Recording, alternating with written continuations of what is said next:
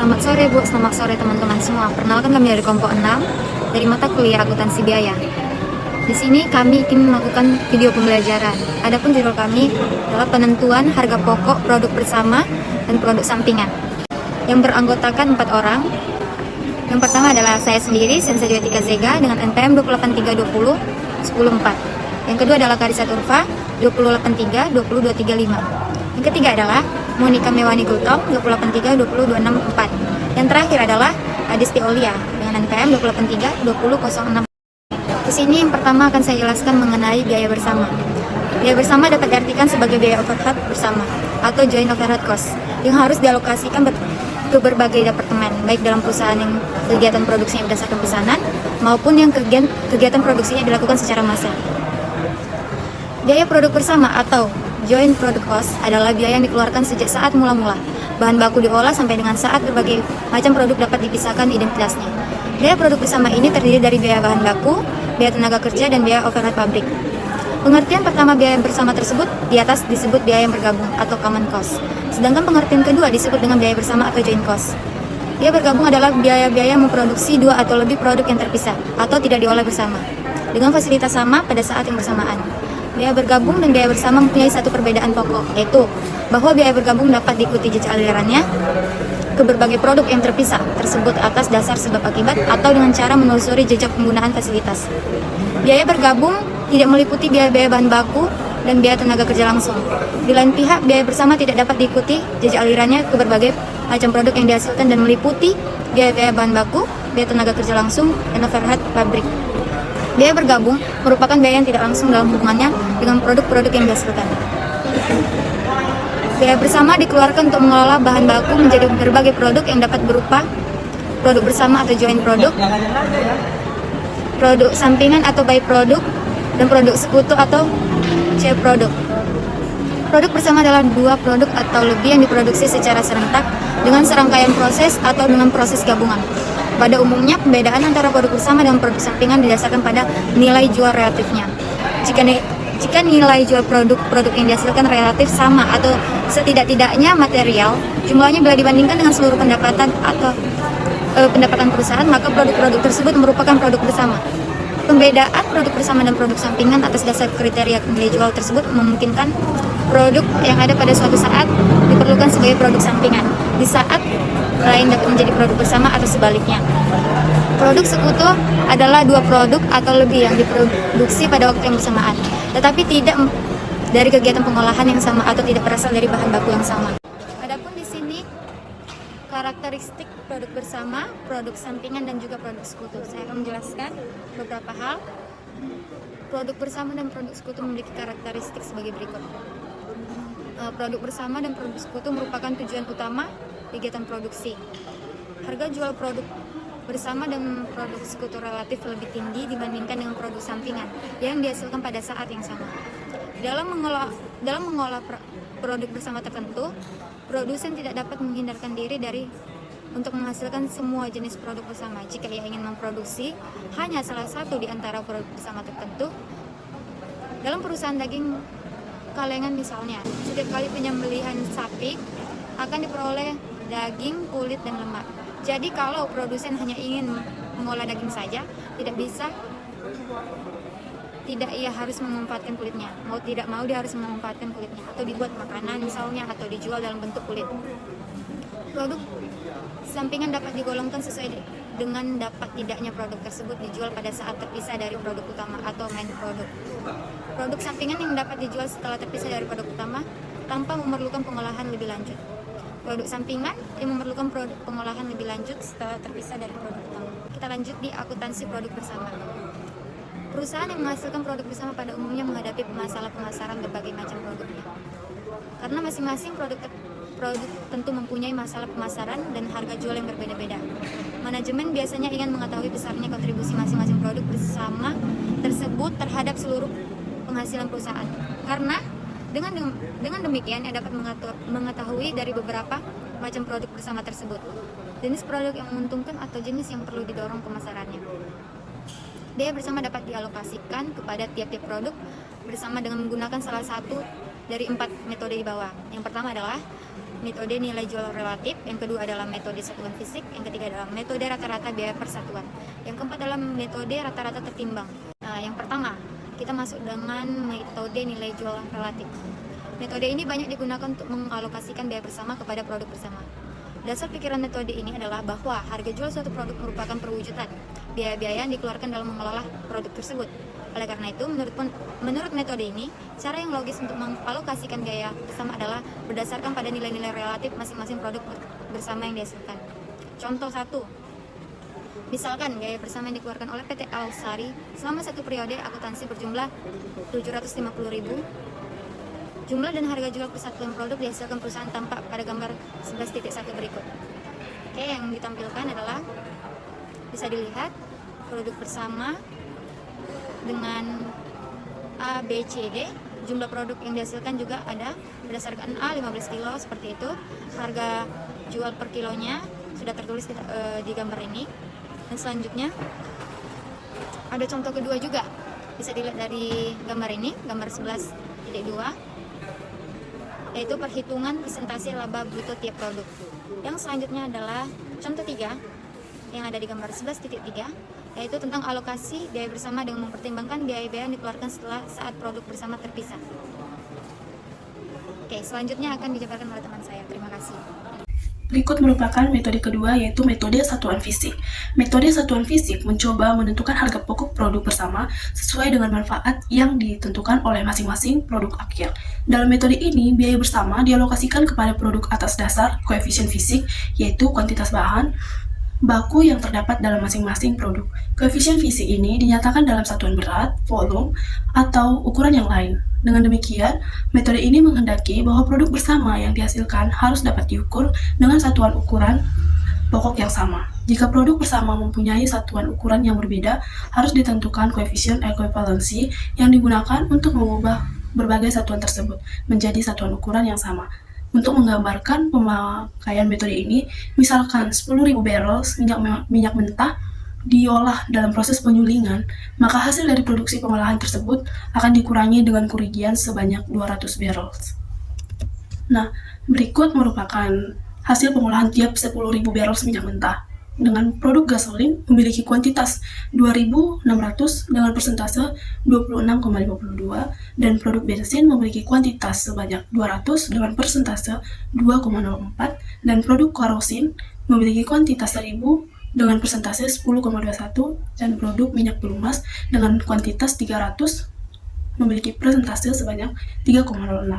Produk minyak bakar memiliki kuantitas 5.000 dengan persentase 51,03 dan produk gas memiliki kuantitas sebanyak 300 dengan persentase 3,06 dan produk-produk lain memiliki kuantitas 400 dengan persentase 4,08 dan jumlah dari kuantitasnya sebanyak 9.800 dengan jumlah persentase 100 dan jumlah yang hilang dalam proses memiliki kuantitas 200, maka jumlah dari kuantitasnya sebanyak 10.000.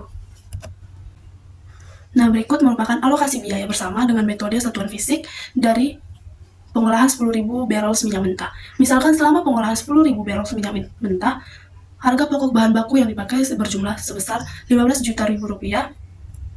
Alokasi harga pokok bahan bakunya terdapat dalam tabel berikut.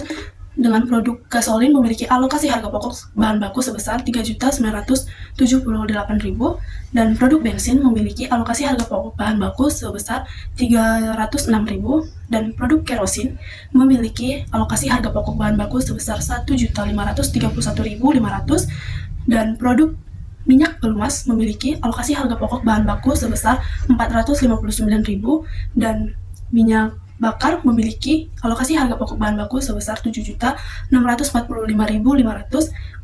Produk gas memiliki alokasi harga pokok bahan baku sebesar Rp459.000 dan produk lain-lain memiliki alokasi harga pokok bahan baku sebesar Rp512.000.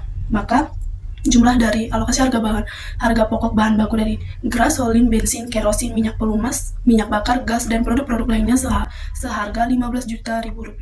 Metode berikutnya yaitu metode rata-rata biaya persatuan. Metode ini hanya dapat digunakan bila produk bersama yang dihasilkan diukur dalam satuan yang sama. Pada umumnya, metode ini digunakan oleh perusahaan yang menghasilkan beberapa macam produk yang sama dari satu proses bersama, tetapi mutunya berlainan. Dalam metode ini, harga pokok masing-masing produk dihitung sesuai dengan proporsi kuantitas yang diproduksi. Jalan pikiran yang mendasari pemakaian metode ini, yaitu karena semua produk yang dihasilkan dari proses yang sama, maka tidak mungkin biaya untuk memproduksi satu satuan berbeda satu sama lain, yaitu perusahaan penggergajian kayu menghasilkan berbagai macam mutu kayu dalam kegiatan perusahaan selama satu periode akuntansi adalah sebagai berikut. Jumlah produksinya sebanyak 762.000 meter kubik dengan biaya bersama seharga Rp22.860.000 dengan rata-rata biaya per 1.000 meter kubiknya seharga Rp30.000. Rata-rata biaya per 1.000 meter kubik digunakan untuk menghitung harga pokok berbagai macam kayu yang berbeda-beda sesuai dengan proporsi kuantitasnya masing-masing disajikan pada tabel berikut. Mutu kayu pada utama memiliki kuantitas yang diproduksi sebanyak 76.200 meter kubik dengan rata-rata biaya per 1.000 meter kubiknya seharga Rp30.000 dan harga pokok produknya seharga Rp2.286.000. Dan mutu kayu pertama memiliki kuantitas yang diproduksi sebanyak 381.000 dengan rata-rata biaya per 1.000 meter kubiknya seharga Rp30.000 dengan harga pokoknya seharga Rp11.430.000. Pada mutu kayu kedua memiliki kuantitas yang diproduksi sebanyak 152.400 dengan rata-rata biaya per 1.000 meter kubiknya seharga Rp30.000 dan harga pokok produknya seharga Rp4.572.000. Pada mutu kayu ketiga memiliki kuantitas yang diproduksi sebanyak 152.400 dengan rata-rata biaya per 1.000 meter kubiknya seharga Rp30.000 dengan harga pokok yang produknya seharga Rp4.572.000. Maka jumlah dari mutu kayu 1, 2, 3 dan utama harga pokok produknya seharga Rp22.860.000. Metode berikutnya yaitu metode rata-rata tertimbang.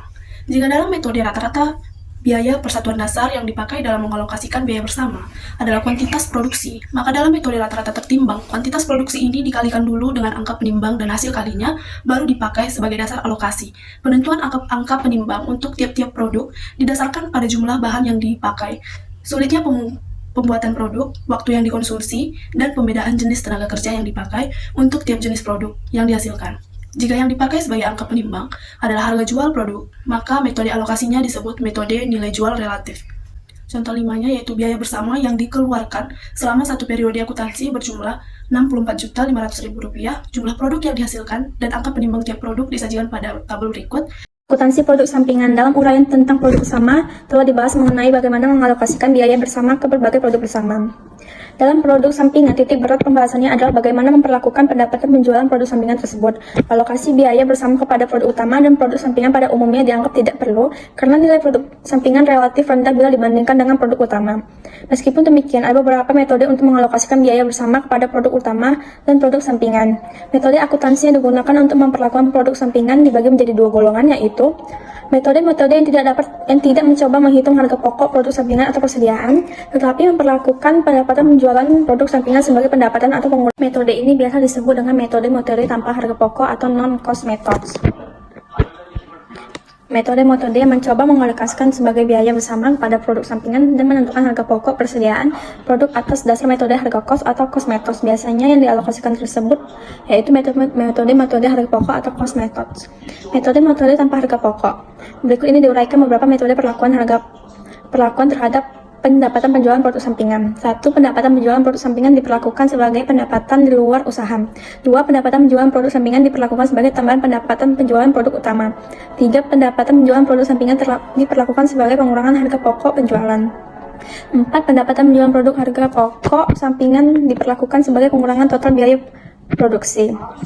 Pendapatan penjualan produk sampingan diperlakukan sebagai pendapatan di luar usaha. Dalam metode ini, pendapatan yang diperoleh dari penjualan produk sampingan dikurangi dengan penjualan returnnya dicatat dalam rekening, yaitu pendapatan penjualan produk sampingan, dan pada akhir periode akuntansi ditutup dengan rekening laba rugi. Rekening pendapatan penjualan produk sampingan dicantumkan dalam laporan laba rugi dalam kelompok penghasilan di luar usaha atau other income. Ketujuh, bentuk laporan laba rugi perusahaan yang menghasilkan produk utama dan produk sampingan yang pendapatan penjualan produk sampingannya diperlakukan sebagai penghasilan luar usaha disajikan dalam gambar 11.10 sebagai berikut. Pendapatan penjualan produk utama sebesar 20.000 unit, yaitu Rp4 sebesar 100.000. Harga pokok penjualan biaya produk bersama 30.000 unit Rp2 sebesar Rp60.000. Harga pokok persediaan akhir 5.000 unit sebesar Rp2 dengan Rp10.000. Hasilnya adalah 50.000 dikurang 50.000, yaitu hasil 50.000. Biaya usaha, biaya pemasaran sebesar Rp20.000, biaya administrasi dan umum sebesar Rp10.000. Hasilnya yaitu Rp30.000. Laba bersih usaha yaitu Rp20.000. Penghasilan di luar usaha, pendapatan penjualan produk sampingan sebesar Rp4.000. Laba bersih sebelum PPh yaitu Rp24.000. Baik, selanjutnya itu pendapatan penjualan produk sampingan diperlakukan sebagai tambahan pendapatan penjualan produk utama. Metode ini merupakan variasi metode pertama di atas semua biaya produksi dikurangkan dari pendapatan penjualan semua produksi, baik produk utama maupun sampingan, untuk mendapatkan laba bruto. Dalam metode ini tidak diadakan alokasi biaya bersama seperti hanya dengan metode pertama. Dari contoh di muka pendapatan penjualan produk sampingan sebesar Rp1.000 dicantumkan dengan laporan laba rugi di bawah pos pendapatan penjualan produk utama, sehingga pendapatan penjualan semua produk menjumlah Rp10.400. Angka lain dalam laporan tersebut tetap sama kecuali jumlah laba bruto dan laba bersih utama yang berbeda. Pendapatan penjualan produk sampingan diperlakukan sebagai pengulangan harga pokok penjualan. Dalam metode ini, pendapatan penjualan produk sampingan sebesar Rp4.000 dikurangkan dengan harga pokok penjualan sehingga menghasilkan laba bruto Rp54.000 dengan Rp100.000 dikurang Rp46.000. Laba bersih sebelumnya pajak tetap sama sebesar Rp24.000. Pendapatan penjualan produk sampingan diperlakukan sebagai pengulangan total biaya produksi. Pendapatan penjualan produk sampingan sebesar Rp4.000 dikurangkan dengan total biaya produksi Rp60.000 sehingga biaya produksi turun menjadi Rp56.000.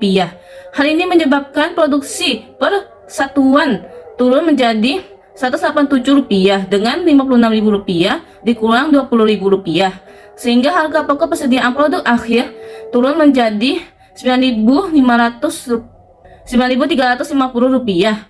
Perhitungan laba rugi disajikan dalam gambar 11.11. Pada gambar 11.11 itu, pendapatan produk sampingan dikurangi dari total biaya produksi itu di atas pendapatan penjualan produk utama yaitu 25.000 unit dikali Rp4 itu hasilnya Rp100.000. Harga pokok penjualan itu terdiri atas empat macam, yaitu biaya produksi bersama yaitu 30 unit dikali dengan Rp2 hasilnya Rp60.000 dikurangi hasil penjualan produk sampingan yaitu Rp4.000. Setelah itu biaya produksi bersih produk utama yaitu Rp60.000 dikurangi dengan Rp4.000 hasilnya Rp56.000. Jadi dikurangi persediaan akhir produk utama 5.000 dikali Rp1,87 yaitu Rp9.350.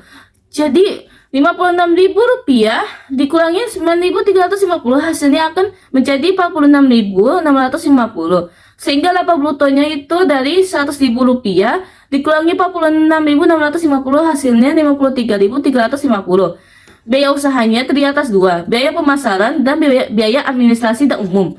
Biaya pemasaran itu yaitu Rp20.000, sedangkan biaya administrasi dan umum yaitu Rp10.000. Jadi hasilnya itu Rp30.000. Untuk laba bersih usaha itu didapat dari Rp100.000 dikurangi dengan Rp30.000 hasilnya Rp23.350. Berikutnya itu kita masuk metode nilai pasar atau reversal cost method. Metode pelakuan produk sampingan ini pada dasarnya sama dengan metode terakhir yang telah dibicarakan di atas. Ada perbedaan sedikit di antara keduanya, yaitu kalau pada metode terakhir yang dikurangkan dari total biaya produksi adalah pendapatan penjualan sesungguhnya produk sampingan. Sedangkan pada metode nilai pasar ini yang dikurangkan adalah taksiran nilai pasar produk sampingan. Metode ini mencoba menaksir biaya produk sampingan dengan titik tolak dari nilai pasarnya. Biaya produk sampingan dihitung seperti disajikan pada gambar 11.13. Taksiran biaya produk sampingan pada saat terpisah ini kemudian dikeluarkan dari biaya bersama untuk mendapatkan biaya produk utama. Contoh gambar 11.13 ini. Terdapat gambar 11.13 itu perhitungan taksiran biaya produk sampingan pada saat terpisah. Terdapat nilai pasar produk sampingan yaitu XX rupiah, taksiran biaya pemasaran produk sampingan XX rupiah, taksiran biaya administrasi dan umum produk sampingan XX, taksiran biaya pengolahan setelah saat terpisah XX, terus taksiran laba bruto XX, terus hasilnya akan menjadi XX. Taksiran biaya produk sampingan pada saat terpisah itu XX rupiah dikurang dengan XX rupiah, hasilnya XX rupiah. Selanjutnya kita masuk metode harga pokok, yaitu metode biaya pengganti atau replacement cost method. Metode ini biasanya digunakan dalam perusahaan yang produk sampingannya dipakai dalam pabrik sebagai bahan baku atau bahan penolong. Harga pokok yang diperhitungkan dalam produk sampingan adalah sebesar harga beli atau biaya pengganti atau replacement cost yang berlaku di pasar. Jumlah ini kemudian dikreditkan pada rekening barang dalam proses biaya bahan baku, sehingga mengurangi biaya produksi produk utama. Pengurangan biaya produksi produk utama ini akan mengakibatkan harga pokok persatuan persediaan produk utama menjadi lebih rendah. Pada contoh 10 ini, misalkan diketahui data berikut ini. Jumlah biaya produksi untuk 18.000 kg produk utama itu sebesar Rp27.000. Pendapatan penjualan produk utama itu 15.000 unit dikali dengan Rp3.000, hasilnya Rp45.000. Biaya pengganti produk sampingan yang digunakan dalam pengolahan produk utama itu hasilnya Rp1.800. Rp1.800.000. Biaya pemasaran dan administrasi dan umum itu Rp4.000 dan persediaan akhir produk utama itu 3.000 kg. Jadi laporan laba rugi akan tampak dalam 11.15. Oke, pada gambar 11.15 itu laporan laba rugi dengan replacement cost method dalam perlakuan terhadap produk sampingan. Itu pendapatan penjualan produk utama itu sebesar Rp45.000. Harga pokok penjualan itu terdiri atas dua, yaitu biaya produksi 18.000 unit dikali dengan Rp1,5.000, hasilnya Rp27.000. Dikurangi biaya pengganti produk sampingan itu Rp1.800. Jadi kalau kita dikurangi Rp27.000 dikurangi dengan Rp1.800, jadi hasilnya Rp25.200. Terus dikurangi persediaan akhir 3.000 kg dikali Rp1,40. Nah, untuk dikalikan itu hasilnya Rp4.200. Jadi untuk dikurangkan Rp25.200 dikurangi Rp4.200 itu hasilnya Rp21.000. Untuk laba brutonya itu dikurangin Rp45.000 dikurangi dengan Rp21.000, hasilnya Rp24.000. Untuk biaya pemasaran dan administrasi dan umum itu Rp4.000. Jadi untuk laba bersih sebelum PPh itu Rp45.000 dikurangi dengan Rp4.000, jadi hasilnya maaf untuk laba bersih sebelum PPh itu Rp24.000 dikurangi dengan Rp4.000, jadi hasilnya Rp20.000. Baik, sekian video pembelajaran dari kelompok 6 yang tadinya berjudul penentuan harga pokok produk bersama dan produk sampingan. Kami mohon maaf jika ada kesalahan dalam video pembelajaran ini. Dan terakhir kami ucapkan terima kasih, selamat sore.